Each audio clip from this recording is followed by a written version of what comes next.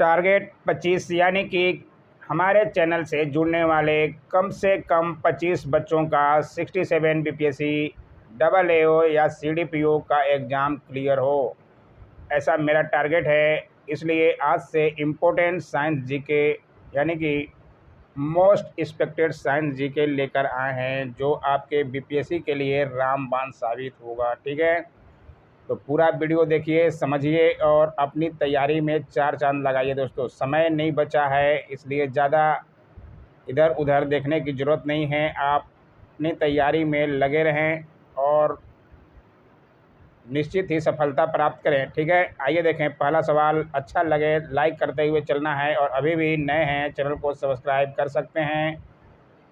ठीक है, आइए देखें। पहला सवाल है, त्वचा कैंसर किसके कारण होता है? बहुत ही अच्छा सवाल है और ऐसे सवाल ज़्यादा ही बीपीएससी में बनते हैं। त्वचा कैंसर पराबैंगनी प्रकाश के कारण, अल्ट्रावायलेट रेज के कारण बनते हैं। तो ये तो बहुत इजी सवाल था, लेकिन बहुत ही अच्छा सवाल है, इसलिए नोट करते हुए चलिएगा। नोट्स ज़रूर बनाइएगा दोस्तों। आखिरी समय में आपको ज़रूर पता चलेगा किस तरह के सवाल कराए गए हैं हमारे चैनलों पर और आपके कितने आए क्वेश्चन। ठीक है, अच्छी तरह से नोट्स बना लीजिएगा। दिए गए विकल्पों में बी सही, यानी कि पराबैंगनी किरणों के कारण त्वचा कैंसर हो जाता है। ध्वनि प्रदूषण को डेसिबल में मापा जाता है, यहाँ से सवाल बनता है। वैश्विक तापमान हेतु CO2 यानी कि कार्बन डाइऑक्साइड गैस मुक्त उत्तरदायी है। और क्लोरोफ्लोरोकार्बन के कारण पृथ्वी के चारों ओर उपस्थित ओजोन परत में कुछ स्थानों पर ओजोन का ह्रास हो गया है, इसे ओजोन छिद्र कहते हैं। इन सारी बातों से प्रश्न बनता ही है, तो आप सब नोट करते हुए चलिएगा। प्रश्न कहाँ से बने कोई नहीं जानता। ठीक है, आइए देखें अगला सवाल। जीव कोशिकाओं में आनुवांशिक लक्षणों के नियंत्रण में निम्नलिखित में से कौन सा उत्तरदायी है? जीव कोशिकाओं में आनुवांशिक लक्षणों के नियंत्रण में डीएनए उत्तरदायी होता है। बहुत ही अच्छा सवाल है ये भी।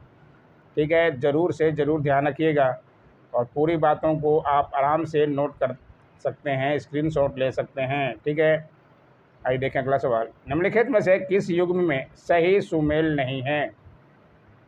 इसमें से विटामिन B1 ही पहला दिया है, जिसमें संतरा तो विटामिन C से प्राप्त होता है, और विटामिन D रिकॉर्ड यकृत तेल सब सही दिया है। विटामिन E गेहूं अंकुर तेल। ठीक है, तो यहाँ पे नहीं पूछ रहा है, नहीं पे ज़्यादा ध्यान दीजिएगा, सुमेल नहीं है। ठीक है, तो विटामिन B1 से संतरा ये सुमेल नहीं है, क्योंकि संतरे से हमें विटामिन C से मिलता है, विटामिन C मिलता है संतरे से, तो यहाँ ये सही दिया गया। ठीक है, मानव शरीर में विटामिन A भंडारित होता है। कहाँ भंडारित होता है? यकृत में, त्वचा में, फेफड़े में या गुर्दे में? विटामिन A मानव शरीर में यकृत में भंडारित होता है। बहुत ही अच्छा ये भी सवाल है। सारे सवाल ही अच्छे हैं। 25 सवाल हैं और टारगेट भी मेरा 25 है। कम से कम 25 बच्चे हमारे चैनल से जुड़ने वाले ज़रूर से ज़रूर पीटी निकालें। ठीक है, तो आप नोट्स बना लीजिए। अधिकांश विटामिन A 90% यकृत में भंडारित होता है, इसलिए इसमें आंसर आपका यकृत था। रक्त कैंसर यानी कि ल्यूकीमिया की रोकथाम में प्रयोग किए जाने वाले रेडियो समस्थानिक हैं। कौन से रेडियो समस्थानिक हैं? आयोडीन 131, सोडियम 25, फास्फोरस 32, कोबाल्ट 60 में से रेडियो फास्फोरस 32। ठीक है, प्रश्न को देखिए और समझिए। रक्त कैंसर की रोकथाम में पूछ रहा है, तो कौन सा रेडियो समस्थानिक है? तो फास्फोरस 32। फास्फोरस 32 का प्रयोग ल्यूकीमिया और ट्यूमर के इलाज में किया जाता है। आयोडीकृत लवण में रहता है। क्या रहता है आयोडीन में?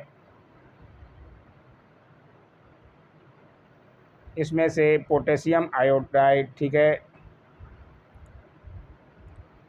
आयोडीकृत लवण में पोटेशियम आयोडाइड रहता है या विभिन्न लवण जिसमें आयोडीन की सूक्ष्म मात्रा होती है। ठीक है, समझते हुए चलिएगा, इसलिए लिखा गया अच्छी तरह से ताकि आपको समझने में भी दिक्कत नहीं हो। दृश्य स्पेक्ट्रम के तरंग दैर्ध्य की सीमा कितनी है? दृश्य स्पेक्ट्रम के तरंगदैर्घ्य की सीमा 3900 एंगस्ट्रम से 7600 एंगस्ट्रम होती है। ठीक है, तो ये भी ध्यान रखिएगा और पूरी बातों को समझने के लिए यहाँ से आप नोट्स बना सकते हैं।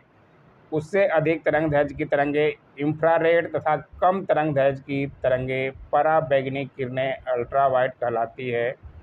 ठीक है, कपड़े साफ करने में प्रयोग होने वाला डिटर्जेंट है। कौन सा डिटर्जेंट है कपड़े साफ करने में? ये है सल्फोनेट। इसको सल्फोनेट कहा जाता है, तो ये भी ध्यान रखिएगा। ठीक है, कपड़े साफ करने में सल्फोनेट का प्रयोग किया जाता है। रासायनिक तौर पर अपमार्जक लंबी श्रृंखला वाले वसीय अम्लों के एल्किक सल्फेट या सल्फोनेट या अमोनियम लवण होते हैं। ठीक है, गाड़ी में प्रयोग होने वाले क्वार्ट्ज क्रिस्टल होते हैं। किसके होते हैं क्वार्ट्ज क्रिस्टल जो घड़ी में प्रयोग होते हैं? ये होते हैं सिलिकॉन डाइऑक्साइड। ठीक है, नोट बना लीजिएगा। इसका रासायनिक सूत्र भी है SiO2। ठीक है, ध्यान से समझते हुए चलिएगा। ब्रोमीन होती है। ब्रोमीन कैसी होती है? रंगहीन गैस, भूरी गैस, अत्यंत ज्वलनशील गैस या लाल द्रव। ब्रोमीन लाल द्रव होती है, तो ये भी ध्यान रखिएगा। अच्छा सवाल है। ब्रोमीन समान तौर पर गहरे लाल यानी कि ब्राउन रंग का द्रव है। पूरा बातों को समझ लीजिएगा, नोट्स बना लीजिएगा। वेल्डिंग में प्रयोग होने वाली गैसें हैं। कौन कौन सी गैसें वेल्डिंग में प्रयोग होती है? वेल्डिंग बहुत बार ये कराया भी गया है और फिर से रिवीजन के लिए बहुत अच्छे से कराया जा रहा है ताकि आपका रिवीजन हो जाए अच्छी तरह से। इसमें होता है ऑक्सीजन और एसिटिलीन। ठीक है, वेल्डिंग में प्रयोग होने वाली वेल्डिंग में समानांतर ऑक्सीजन तथा एसिटिलीन गैस का प्रयोग किया जाता है। गैल्वेनाइड लोहे के पाइप पर परत होती है। किसकी परत होती है? गैल्वेनाइड लोहे के पाइप पर ये जस्ते की परत होती है, तो इसे भी ध्यान रखिएगा। ठीक है, और पूरी बातों को आप नोट कर सकते हैं। आइए देखिए अगला सवाल। निम्नलिखित में से किसकी मात्रा अम्ल वर्षा में सबसे अधिक होती है? अम्ल वर्षा में सबसे अधिक होती है H2SO4। ठीक है, ध्यान से समझिएगा।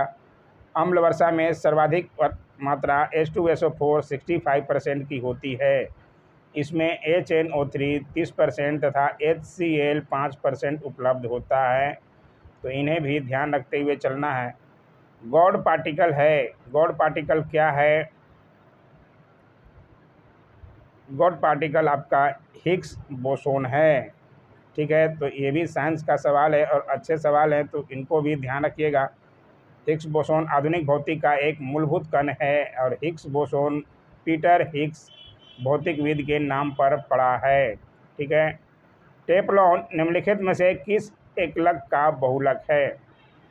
और सारे सवाल बीपीएससी में पूछे गए हैं, वही सवाल लिए गए हैं, इधर उधर के सवाल नहीं लिए गए हैं, ताकि आपका रिवीजन वहीं से चालू हो। और साइंस के सवाल अधिकतर रिपीटेड होते हैं। ठीक है, टेफ्लॉन निम्नलिखित में से किस एकलक का बहुलक है? तो टेट्राफ्लोरोएथिलीन का बहुलक है। ध्यान से समझते हुए चलिएगा। ठीक है, पूरी बातों को समझाया भी गया है, लिखा गया है। बेकेलाइट निम्नलिखित के संघनन से बनता है। किसके संघनन से बनता है बेकेलाइट? बेकेलाइट जो है फिनॉल और फॉर्मेल्डिहाइड के। ठीक है, तो यहाँ पे पूरा समझाया गया है का सह बहुलक है जो सोडियम हाइड्रोक्साइड की उपस्थिति में बनता है।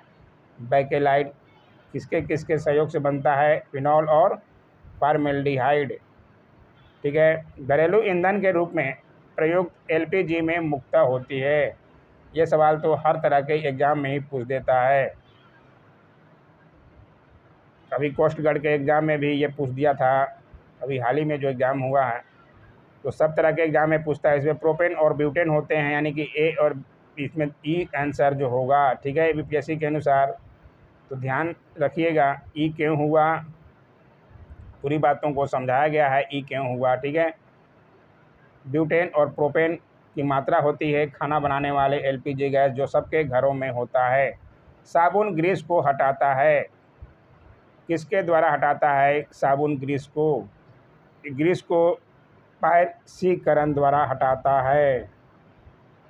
ठीक है, साबुन ग्रीस को पायसीकरण द्वारा हटाता है। और ये पायसीकरण क्या है, पूरी बातों को समझ लीजिएगा। ठीक है,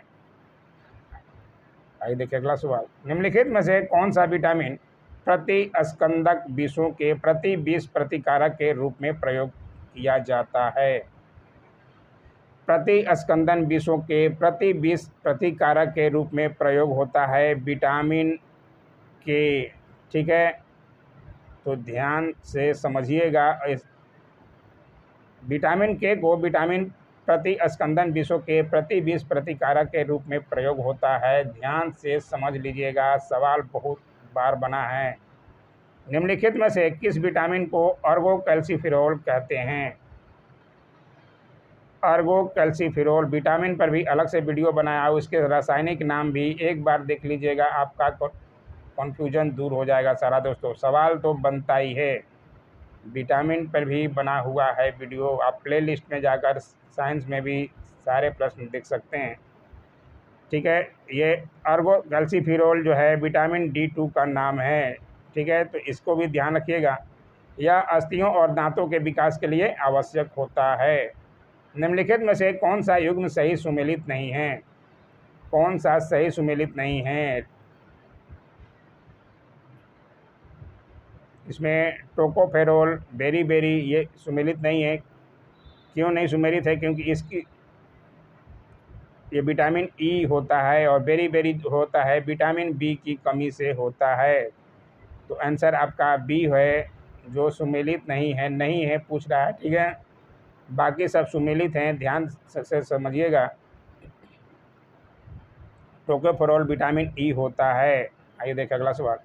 इंसुलिन है, इंसुलिन क्या है? वसा, विटामिन, कार्बोहाइड्रेट और प्रोटीन में से इंसुलिन क्या है? इंसुलिन प्रोटीन है। ठीक है, इंसुलिन एक हार्मोन है जो रक्त में शर्करा के स्तर को नियंत्रित करता है। निम्नलिखित में से कौन प्रतिजैविक औषधि है? प्रतिजैविक औषधि कौन सा है इसमें?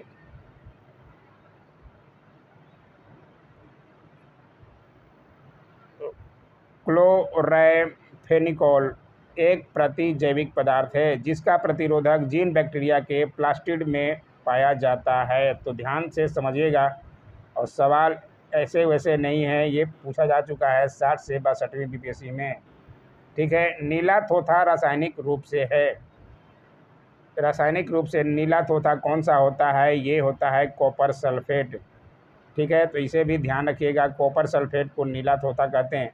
जौल यौगिक कॉपर सल्फेट को नीला थोथा कहते हैं। उसका सूत्र भी है CuSO4 5H2O। ठीक है, इसका कारण कॉपर सल्फेट के जलीय विलयन कॉइल नीले रंग का होना है।